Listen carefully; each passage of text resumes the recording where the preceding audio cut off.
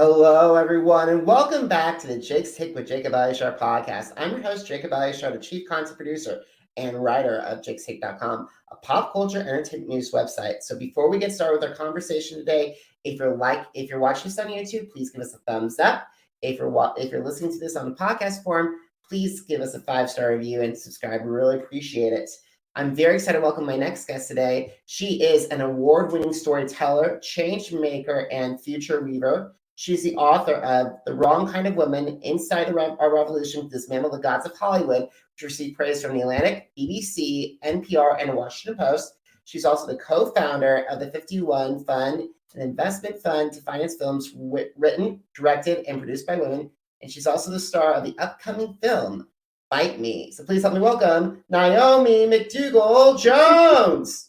What an amazing intro. Thank you so much for having me. You're so welcome, Naomi. Thank you so much for taking time in your schedule to talk with me today. I really appreciate it. I appreciate you taking the time. All righty. So when did you get interested in performing, and how did that passion evolve into the desire to pursue a career in the entertainment industry? So when did I get interested? When I was about 4 years old. My mom tells a story that she took me to see the Nutcracker when I was 4, and I stood up in the middle of the second act and said, I want to do that. So where does that come from? I have no idea. But yeah, basically from then on, that was like my singular focus was to become an actress. I went to college for it and then got out of college and started being an actress in New York City and getting cast and stuff and working, but also becoming pretty disillusioned pretty fast with the roles available for women, which, as you may have heard, are horrible. Generally speaking. And so I started making films and writing films and producing films primarily initially to just because I was so frustrated that the women on screen I was seeing didn't represent the complexity and fabulousness of the women that I knew in my life and saw it in the actual world. So, and then it's all just kind of snowballed from there. Awesome. So 2022 marks your 5th anniversary of your TED Talk, What It's Like to Be a Woman in Hollywood. In your humble opinion, has the entertainment industry improved helping female filmmakers since you gave that TED Talk? Why or why not? Yeah, thank you for asking that question. So obviously the situation is somewhat better than it was then. I gave the TED Talk a year before the Me Too explosion happened. And so certainly the national conversation that's happened since then has been very large and has certainly forced the studios and networks to at least scramble to get better PR around these things. And of course, Me Too on the gender and Oscars So White on race. And however, I will say that the studios have always been more concerned with the headlines and how they're being perceived than with foundational change. So are things better than they were 5 years ago? Yes. Are they as good as people might feel they are? No. And one example of this is that last year, 18% of studio films were directed by women, which is like a record high. But we'd never cracked like 9%, 10% before that. So that's amazing, right? Is 18% anywhere close to the 51% of the population that are women? Nope. But progress, right? However, this year, as people's attention started to turn away from this issue, that number went back down to 12%. And you can actually see this historical cycle where there's once a generation, everybody goes, oh my God, there are no women in Hollywood behind the scenes. And everyone gets really mad about it. And there's like this whole conversation and the studios go, we'll fix it. We just didn't know. We didn't realize. And then they like do a couple things and then everybody turns away and the numbers backslide. So I just want to say, we have to keep paying attention. They didn't discover that they had a women problem in 2017, right? They knew this, they just didn't care because they like being in power. So this is something we have to keep pushing hard on.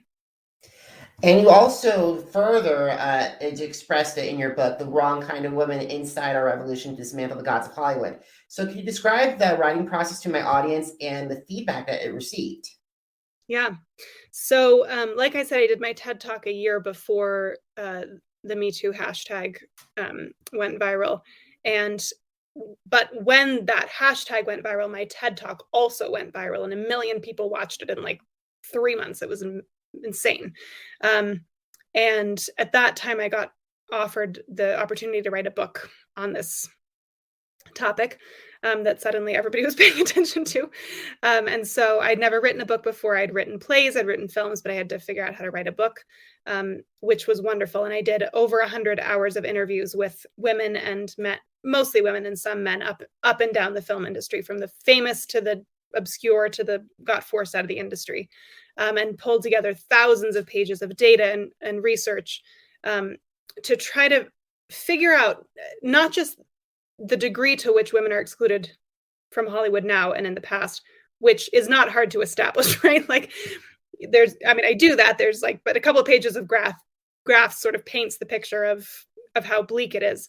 But what I was interested in is how it is happening, because it's kind of unbelievable. Like, it sounds like a conspiracy theory when you say women are 51% of the population and they're directing, at the time, 5% of studio films. Like, it sounds so absurd that people come up with sort of explanations in their minds, like, well, then maybe women just aren't as talented, or they're not as good at this job, or they don't want this job. Right? We've heard people say that, and none of those things are true.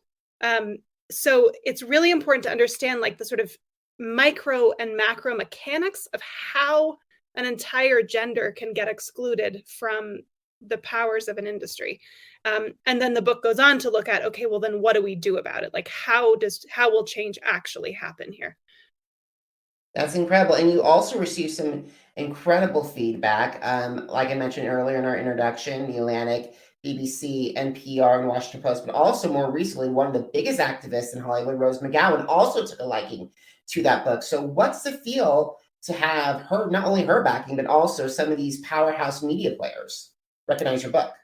I mean, it's been unbelievable, and I'm so grateful to Rose for reading the book and saying the kind things she did. And a number of the reviews said specifically the phrase something like, "I'll never watch movies the same way again after reading this book." And to me, that's the biggest win. That if it's sort of like I feel like I'm the guy in the Matrix feeding the people the pills. Like once you see it, you can't unsee it. But until somebody sort of points this out to you, it's very easy not to notice, because it's just everything you've ever known.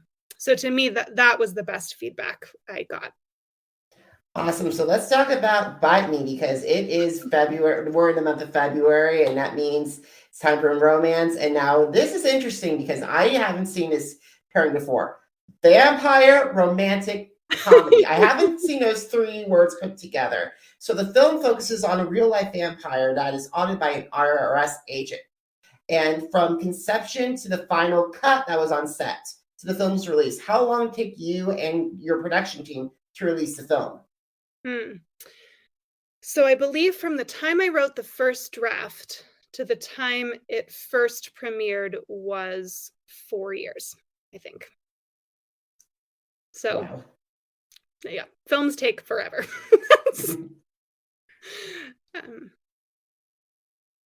That's pretty cool. So 4 years is a very long time. So what were some of the challenges that you and the Bite Me team faced throughout the filming process, and how did you guys overcome those obstacles? So, I mean, the first challenge with this film was the script, because, as you say, this is an unusual pairing where we were trying to do something very ambitious of bringing in. Well, first of all, I wanted to write a romantic comedy that was actually also just a good movie. I love dearly the romantic comedies from the 80s and 90s that weren't just sort of fluffy rom-coms, but were smart, funny. I mean, they have that rom-com formula, but they're just objectively good movies. And so I wanted to write one like that again, because the genre has taken a very sad downward slide into sort of dumb fluff land. So I wanted to write a romantic comedy that was a good movie, and I wanted to make it different. So, it's about the community of real vampires, people who identify as vampires, which is a real thing, which we can talk about if you want. And the IRS, and it's the film is like a very complex melding of broad comedy and smart comedy and pathos, and it's like a very delicate thing. So it took me 45 drafts of that script before I finally landed sort of like the whole thing. So that was the first obstacle. And then, of course, raising the financing is almost always the biggest obstacle for any indie film. But we just kept going, and there's been so much support for the film from start to finish, and we got so lucky with our cast, who are just to a person just unbelievable. So yeah, we made it happen. That's cool. I want to go back on the real vampires, because this is the first time I'm hearing this, because all I see here, this is like a Bela Lugosi walk around characters at Universal Studios Hollywood or in Florida, or like people trying to be going hot topic and trying to channel their inner Edward and Bella. Yeah. So the spark of this project actually happened when I was acting on the set of Boardwalk Empire, and got to chatting with one of the extras one day on set. It was a very long shoot day, and over the course of about 13 hours, she revealed to me that she identifies as a vampire. And that was my face. I was like, what? And she began explaining to me that there's actually this global community of people who identify as vampires. Now, they don't believe they're supernatural. They don't think they're going to live forever, nothing like that. But they believe that they need to feed on blood or energy to stay healthy. So I went home and fell down the internet rabbit hole of researching this community. They have a lot of vlogs on YouTube if you want to fall down the same rabbit hole, which I watched, and just became like so fascinated by that idea. As you say, like vampires are a very sticky archetype. They always sticky in like a compelling way, right? We can't get away from the vampire archetype. People love it. But to have this different slant on it, which is, again, it's like a global community of, by some estimates, hundreds of thousands of people who are part of this community. But it's never been presented in film before in fictional form. So I became pretty fascinated by that, and we've had the opportunity to meet many of them now. When we took the film on tour, many of them came. The king and queen of the Austin Vampires came to the film, and they loved it, which was amazing. And it felt so good, because of course that's a community that gets a lot of mockery and a lot of hate. And so they were very nervous when we were making the film that we were going to be making fun of them, which the film does not.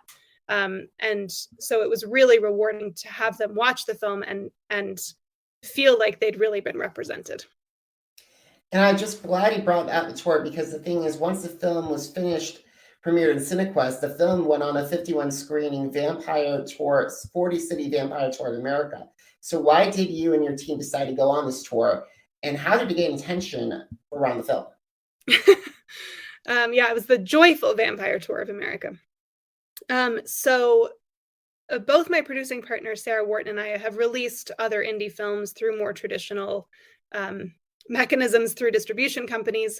And there's kind of an underwhelming experience as a filmmaker to how films are released right now, because mostly it is through digital, and you don't get to meet or hear from the people who watch it. And as an artist, that's part of the thing. You want that feedback loop. You want to see, like, did this impact people? Did they laugh at my jokes? And also it's a film that's so much about community and so much about joy that it felt really wrong to just have people watch it isolated at home as the only way of watching a movie. So we came up with this wild idea of moving into an RV for 3 months, and we literally drove 13,001 miles around the country in a big loop. And we did 51 screenings in 40 cities in 90 days. Which wow. Bananas. But we didn't just have screenings. Like, we were in costume. We invited the audience to come in costume.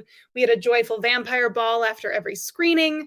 And we actually, in the RV with us, living with us for 3 months, was Kiwi Callahan, this documentary filmmaker. And she was making a docu-series about the tour itself in real time. So every week she'd make a new episode about what the people we'd met, what we'd experienced that week, which is all on YouTube.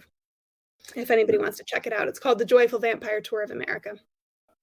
That is pretty cool, because the thing is, the joy for me, I've always had nightmares with vampires, especially like a Dracula, a Morbius, something around those kind of things. So this is very interesting to hear about this, community of real life vampires, and and like, how do you think that I'm glad they perceive this. So how did they share the feedback? Did they go online to do with the social media? What did they do to help promote this film? They've been wonderful. Yeah, a lot of them have promoted on social media. It's also a fairly in touch, like, although again, it's like a community of maybe hundreds of thousands of people worldwide. They all kind of know each other because it's a pretty niche thing. So they've been wonderful about spreading the word within that community. Like I said, the king and queen of the Austin Vampires came to our screening in Austin, Texas, where they live. They came in full vampire drag. We actually have a video on YouTube of them responding to the film. So yeah, they've been wonderful about spreading the word. And many of them have said, like, it's so exciting to have a film that actually represents what their experience and perspective is, because it's kind of a complicated thing to explain to people. And they're like, now they can just go watch the movie and find out what our lives are like. Awesome. I'm glad to hear it, and I hope the audience checks it out. Before we wind up our conversation, I got to talk about the 51 Fund, because as I mentioned earlier in our introduction, that is an investment fund to finance films written, directed, and produced by women. So how has it grown since you and your co-founder worked on it? Yeah, so it's a little wild that I'm involved in an investment fund, I have to say. I mean, I have an associate's degree in acting is what I have. But when I started talking about the women in film stuff, which really happened sort of organically out of just like speaking about what I'd experienced with it and seen within the industry, I ended up getting sort of on the global speaking circuit talking about these things. And at one of my talks, this woman, Lois Scott, who's the former CFO of the city of Chicago, which I didn't know was a job before I met her, just happened to be in the audience. And she came up to me afterwards and she said, I've never cared about film before, really. But you, like, in the course of this talk, you have convinced me that this is the most important lever to change the world. So, like, what can I do to help? And I was like, well, basically, we need money to finance films by female filmmakers. Like, that's the biggest hurdle. And she, in that moment, she said, okay, well, if I do it, will you do it with me? And I said, yeah, sure, thinking I'd never hear from her again, but I did. And so we started working on it. And I mean, we had to really learn on our feet, and we ended up bringing in 2 additional co-founders, because she knew finance and I knew film, but neither of us knew film finance. And so we had to spend many years learning, because we don't just want to prove that women can make great art. We know that women can make great art. We want to prove that women can make films that make a financial return. So to be able to do that, we had to learn a lot. But I'm so pleased to say that it's going so well now. Our film last year, Cusp, premiered at Sundance and went on to be bought by Showtime. They're giving us an Oscar campaign right now. There are billboards all over LA. There's a billboard in Times Square, which is so amazing. And then we've got a slate of about 4 films that we're announcing within the next couple of months that will be shooting this year. First of all, congratulations on that Oscar nomination race. Congratulations. Thank you. I'm very impressed to see, and I really hope that my audience checks out the 51 Fund. Thank you. All right, so we got to start winding down our conversation. So, Naomi, what are some of your favorite social media apps, and why do they stand out? What an interesting question. Well, it's funny. I think, like everybody, I have a pretty complex relationship with social media. So early on in my career, I feel like was sort of the good part of the Facebook trajectory, where, like, before the algorithm sort of took everything over, when you could still sort of organically build a community there, which I did. And I've often said I don't think I could have built the career I've built without Facebook in those days, because it allowed me to aggregate people, to bring them on the journey. And so I both hold that love of what Facebook was, while also being really frustrated and sad by what it's become, where like you're just kind of constantly battling algorithms to try to reach the people who already want to hear from you, which is really frustrating. So I'm on Facebook, I'm on Instagram, I'm on Twitter, but I think I'm in a sort of like frustrated phase of social media and wishing that we could return to the time when it was less about algorithms. I totally agree too. So if you had the opportunity to meet with filmmakers who want to advance their careers in the entertainment industry, what advice would you share with them? Do not wait for anybody to pick you. Pick yourself. Don't wait for permission, and figure out how to make your movies and tell your stories. Because particularly right now, when the traditional pipelines into the industry are smaller than they've ever been before, the people I've seen succeed over time, including myself, are the ones that do not wait around, do not wait for permission, but just like however you can make your movie, you make it. And I would say, particularly for those of us who are not white men, there's an even narrower door into the main industry, the main system of the industry.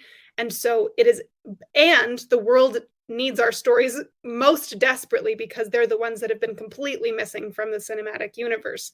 So like, figure it out. If you have to make your movie on an iPhone, make your movie on an iPhone. It's still better quality than films used to be at all.